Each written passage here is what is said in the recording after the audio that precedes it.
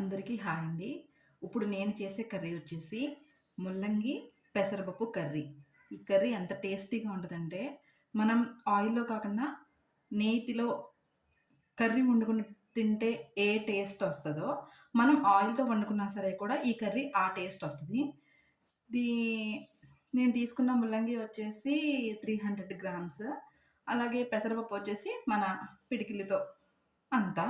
నేను చూపిస్తాను పెసరపప్పు ఎలా ఉడకబెట్టుకోవాలి అంటే కచ్చా పచ్చాగా ఉడకబెట్టుకోవాలి. మరీ అంత మెత్తగా స్మాష్ అయిపోయేలా అలా ఉడకబెట్టకూడదు. ఓకే. నేను చూపిస్తాను మీకు. పెసరపప్పు వచ్చేసి ఇలా ఉడకబెట్టుకోవాలండి. ఇది ఏంటంటే కచ్చా ఇలా ఒక 50% మాత్రమే కుక్ అయింది ఇక్కడ ఇది. మిగిలినది ఒక 20-30% కర్రీలో కుక్ అయితే సరిపోతుంది. ఇలా పలుగులా ఉండే విధంగా మనం పెసరపప్పునైతే ఉడకబెట్టుకొని పక్కన పెట్టుకోవాలి. పొయ్యి మీద పాన్ పెట్టుకొని హీట్ అయిన తర్వాత ఒక 2-3 స్పూన్స్ ఆయిల్ అయితే ఇప్పుడు వేసుకుందాం. ఆయిల్ హీట్ చేసుకున్న తర్వాత పోపుకి అయితే ఇవి రెడీ చేసుకుందాం.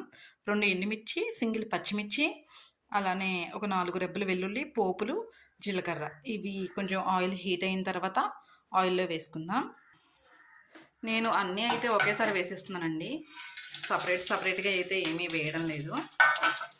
ఇప్పుడు ఇవి కొంచెం వేగిన తర్వాత ముల్లంగిని అయితే మనం దీంట్లో వేసుకోవాలి.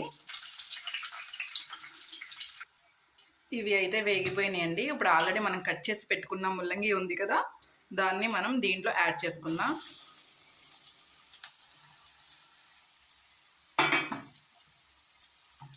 ఒకసారి దీన్ని అయితే కలిపి చక్కగా మనం లో ఫ్లేమ్లో ఉడికించుకోవాలి. దీన్ని మూత పెట్టుకొని లో ఫ్లేమ్లో మగ్గితే ఏంటంటే చక్కగా కుక్ అవుతుంది కాబట్టి బాగుంటుంది మనకి టేస్ట్.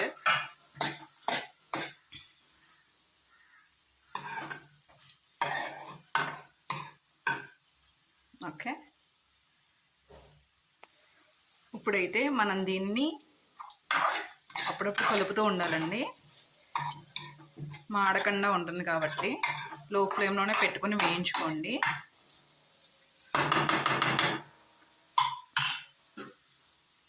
ఇప్పుడు కాసేపు మూత పెట్టుకొని మగ్గనిద్దాం. మీకు చెప్పడం అయితే ఇంకొకటి మర్చిపోయానండి. మనం ముల్లంగి వేసుకోకముందు, కట్ చేసిన ముల్లంగి వేసుకోకముందు ఏంటంటే ఒక ఆనియన్ని నిలువుగా కానీ లేకపోతే చిన్న చిన్న ముక్కలుగా కానీ కట్ చేసుకొని వేసుకొని ఆనియన్ వేగిన తర్వాత అప్పుడు ముల్లంగి కూడా వేసుకోవచ్చు. ఆనియన్ అన్నది మీ ఇష్టం, నేనైతే వేయలేదు.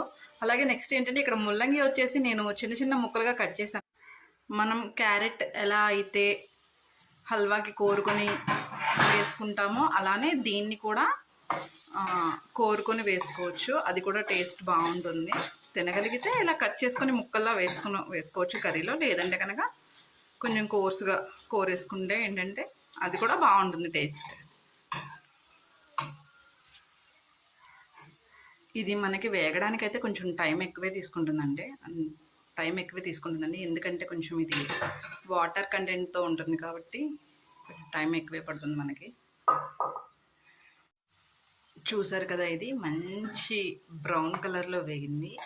ఇది ఏంటంటే ఎంత వేగితే అంత బాగుంటుంది. కొంచెం ఏదో పచ్చిగా వేగింది అనుకోండి, తినేటప్పుడు బాగోదు, కచ్చమంటూ ఉంటుంది. కాబట్టి దీన్ని బాగా వేగే విధంగా అయితే మీరు చూసుకోండి.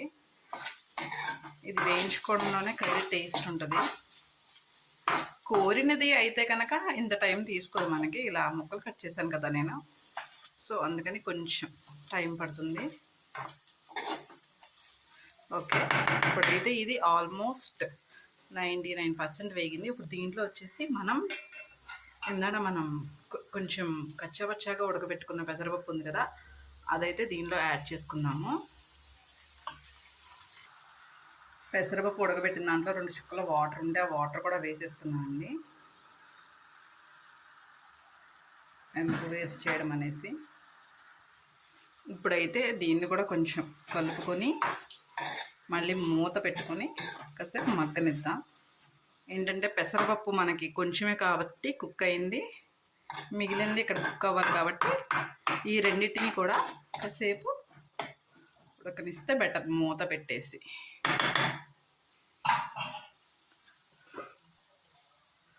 ఓకే.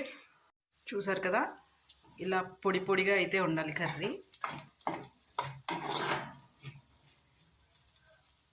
ఇప్పుడు దీంట్లో ఎవరి టేస్ట్కి తగ్గట్టు వాళ్ళు ఉప్పు, కారం, కొంచెం పసుపు, అలానే ధనియాల పౌడర్ వేసుకొని ఒకసారి కలిపేసుకొని ఒక ఫ్యూ సెకండ్స్ మూత పెట్టుకొని తీసేయండి. కర్రీ అయితే రెడీ అయిపోతుంది.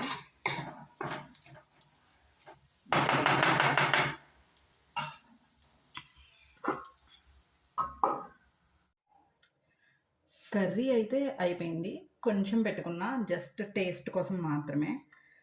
చూస్తాను, చూసి ఇది తిన్న తర్వాత అప్పుడు ఓకే బాగుంది అనుకుంటే అప్పుడు వీడియోని యూట్యూబ్లో పోస్ట్ చేస్తాను, లేకపోతే ఇంతే. నాన్ వెజ్ తినే వాళ్ళకి అయితే అంత వెజ్ కర్రీస్ అంటే అంత నచ్చవు, ఏదో 1-2 ఉంటాయి వెజ్లో ఇష్టపడేవి. కానీ వెజిటేరియన్స్కి అయితే చక్కగా నచ్చుతుంది. తిని చెప్తా.